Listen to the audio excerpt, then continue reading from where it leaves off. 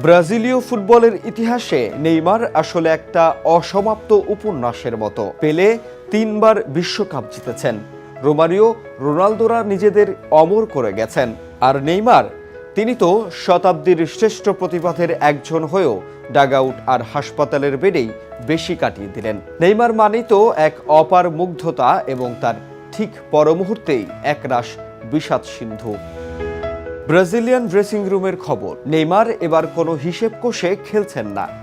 এটি তার চতুর্থ এবং শেষ বিশ্বকাপ। হারানোর কিছুই নেই, পাওয়ার আছে শুধু সেই সোনার অধরা ট্রফি। তিনি কি পারবেন মারাকানার সেই ট্র্যাজিক রাজপুত্রের তকমাটা মুছে এবারের আসরে সাম্বার বিজয়কেতে নড়াতে? নাকি ফুটবল দেবতা আরও একবার নিষ্ঠুরভাবে হাসবেন? উত্তরটা লুকিয়ে আছে আজ বাংলাদেশ সময় ভোর 4টায়।